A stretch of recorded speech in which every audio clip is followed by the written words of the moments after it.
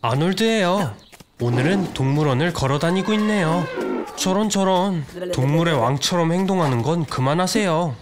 예의를 갖추세요, 아놀드. 침팬지랑 당신은 같은 조상이 있으니까요. 우리는 700만 년 전에 그들과 갈라졌습니다.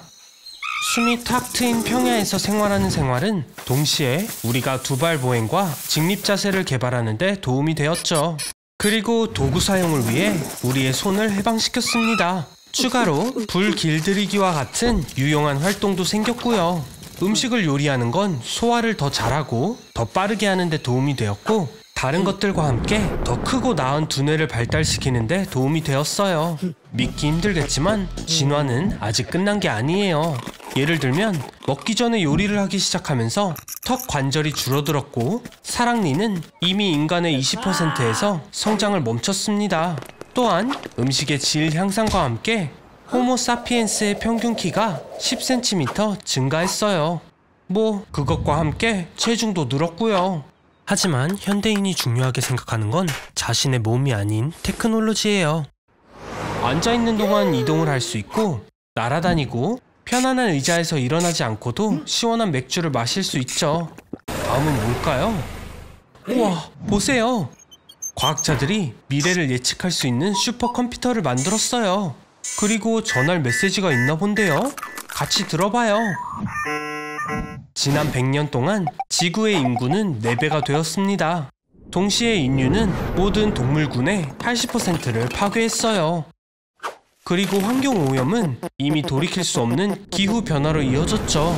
따라서 미래엔 지구온난화로 우리 몸이 늘어나고, 피부는 어두워지며, 귀는 더 나은 방열을 위해 자라게 될 거예요. 우와, 아놀드, 당신의 이웃 헨리와 점점 닮아가는데요.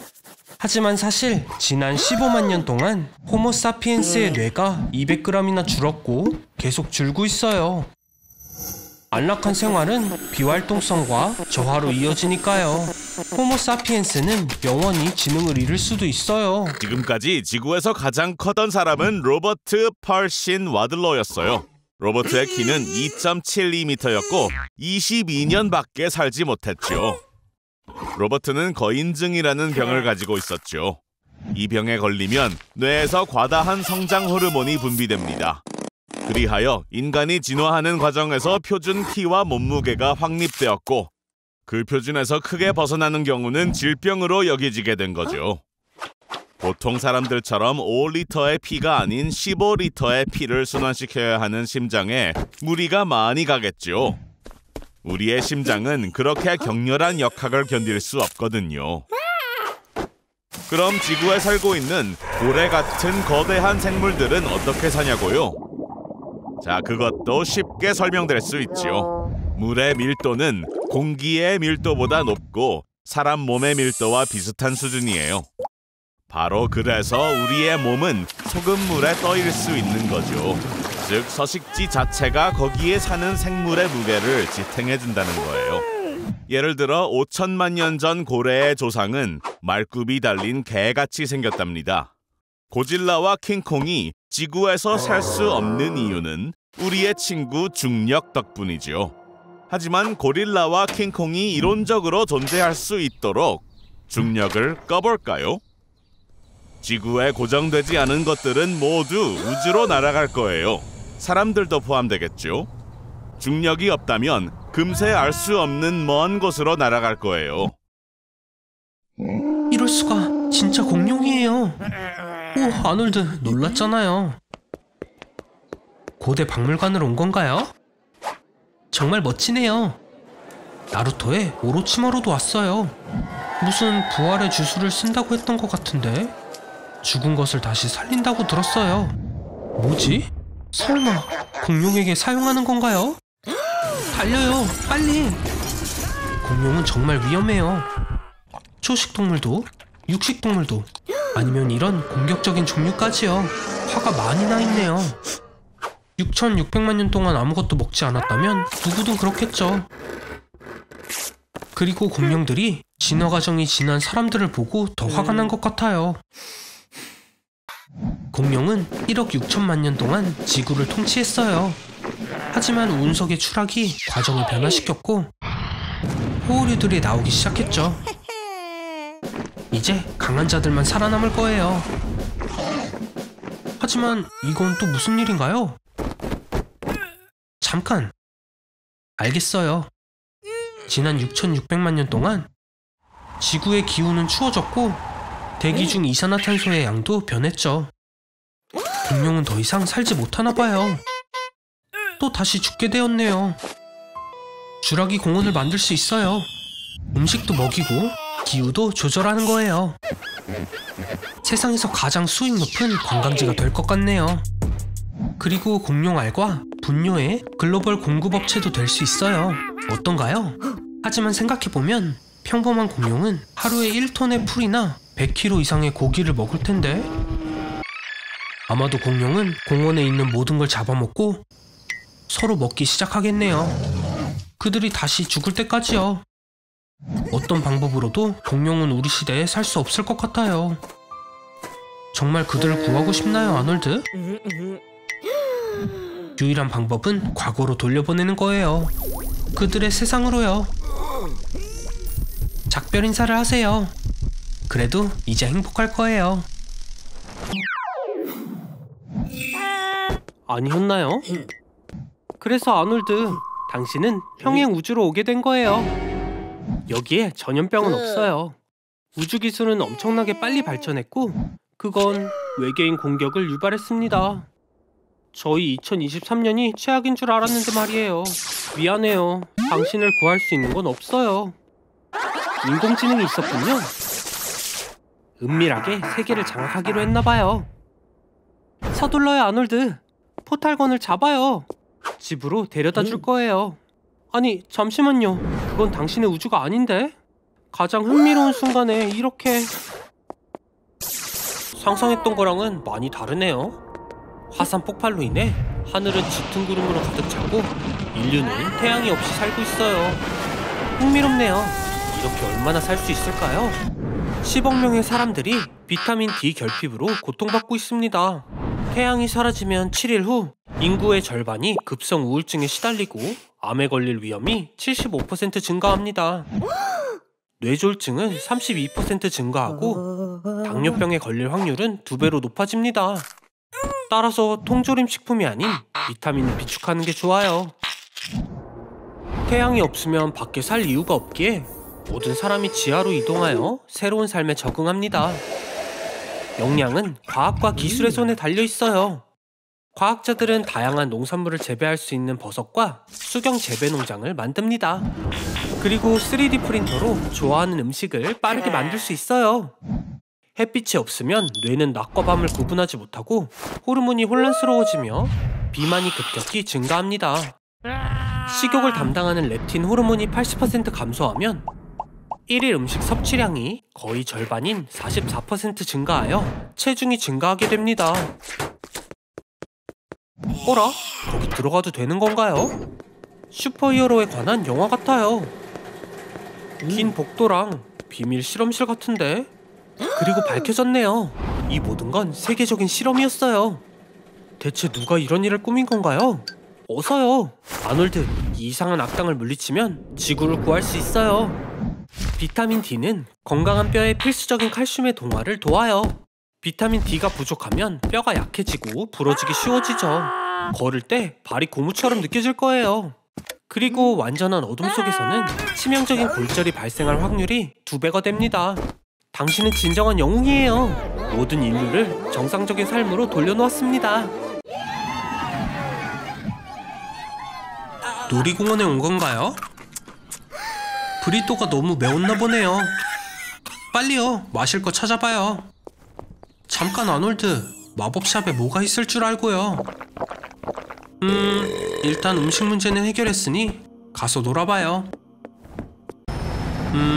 빨간불에 도로 건너기, 마음대로 손대기, 케니 매코믹 닮은 꼴 대회 나가기. 엉망진창이네요. 무한으로 살 수 있는데 시간을 이렇게 낭비하나요? 아놀드, 세상의 모든 지식을 가질 수도 있고 무술을 배울 수도 있잖아요. 우주로 나가서 새로운 세상을 정복할 수도 있어요. 아놀드, 시간 낭비는 그만하자고요. 그래요. 그럼 200년 동안 뭐든 넷플릭스라도 보도록 하세요. 이제 지겨워진 것 같네요. 집도 오래된 것 같은데 모습은 그대로예요.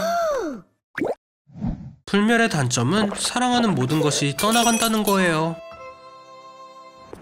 그리고 세상은 빠르게 바뀌어가죠. 자기만 느려지는 게 보이고 사회에 불필요한 존재처럼 여겨질 거예요. 소중했던 것들이 천천히 사라지게 되죠. 시간이 지날수록 행복도 없고 놀라지도 않아요. 이미 다 봤기 때문이에요. 우울의 끝을 보게 될 거예요. 미안해요, 친구. 그건 소용없어요. 그만해요. 안 되는 거 알잖아요. 아놀드, 가서 TV라도 보세요. 아놀드? 휴, 그래요. 그냥 둘게요, 그럼. 우리의 돼지 친구는 아놀드보다 똑똑합니다. 뇌에 뉴라링크 칩이 꽂혀 있어서가 아니라 바보 같은 아놀드처럼 시간당 $50 하는 주차장에 차를 주차하는 대신 버스를 타고 여기에 왔거든요. 이 컨퍼런스에서는 일론 머스크가 이 귀여운 원숭이들의 뇌에 마이크로칩을 설치하는 신기술을 선보일 겁니다. 이 칩은 인간의 뇌에도 미래에 설치되겠죠. 아놀드, 열쇠 가지고 원숭이들을 놀리면 안 돼요. 어우, 이런, 거봐요. 아우, 그럴 줄 알았어요. 일론이 도대체 왜 아놀드 같은 멍청이를 컨퍼런스에 초대했는지 모르겠네요. 아놀드, 서둘러요. 주차비를 내지 않으면 견인 트럭이 차를 끌고 갈 거예요. 침팬지에게서 어서 열쇠를 뺏어와야 해요.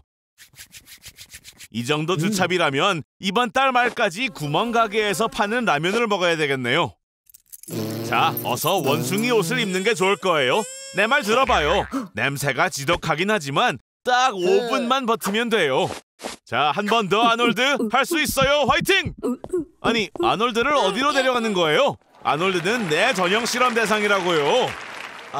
일론, 아놀드 잘해줘요. 뭐 제가 할 말은 아니겠죠? 이 멍청이 머릿속에 있는 목소리일 뿐이니까요. 자, 아놀드의 뇌는 원숭이의 뇌 크기와 별 차이가 없어서 이 칩을 사용해도 완벽할 겁니다. 뉴라링크와 와이파이 덕에 아놀드는 이제 생각의 힘을 이용해 이 기기의 다른 주인들과 소통할 수 있게 됐습니다. 인터넷과의 상호작용이 아주 빨라진 덕에 좋은 점도 있습니다. 아놀드, 집중해요. 할 수 있어요. 인터넷에서 원숭이의 바디 랭귀지를 다운로드 받아요. 성공할 줄 알았어요, 아놀드. 그런데 온종일 걸릴 줄은 몰랐네요. 너무 멍청해서 뉴라링크 칩도 도움이 되지 못할 거라고 생각했는데 알고 보니 켜는 걸 깜빡했잖아요.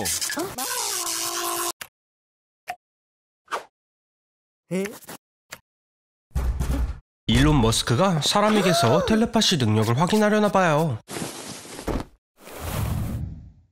걱정 마요, 아놀드. 답만 잘 말하면 될 거예요. 앞에 뭐가 보이죠? 틀렸어요. 그럼 이건요? 땡! 정신 차려봐요. 아놀드, 정신 차려요. 옆에 쥐가 더 빨리 배우네요. 평범한 쥐는 아니라 뇌에 칩이 있어요.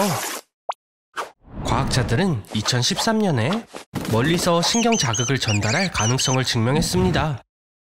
쥐들은 서로 다른 도시에 있었지만 뇌에 이식된 전극과 인터넷 덕분에 함께 행동했어요. 오늘 당신에게 텔레파시를 개발하기 위한 모든 방법을 시도하려나 봐요. 아놀드, 멈춰요. 아직 기술을 다루지 못하잖아요. 생각을 읽는 건 장점이 많아요. 이제 사람들은 아무것도 숨길 수가 없죠. 하지만 알겠나요? 남의 생각은 그다지 알고 싶지 않을 거예요. 사람 관계에서 장점은 상대방이 당신을 좋아하는지 바로 알 수 있죠. 아닐 때도요. 동물의 생각도 알아들을 수 있어요. 완벽한 사랑을 찾을지도요. 다른 사람들도 이 능력을 가지면 어떨까요? 거짓 없는 화목한 세상이 펼쳐질까요? 아닐 수도요. 아저씨, 코에 여드름이 많다고 생각해도 상처받지 마세요. 이럴 수가. 재앙네요. 아놀드, 안 돼요. 멈춰요. 그 생각은 하면 안 돼요.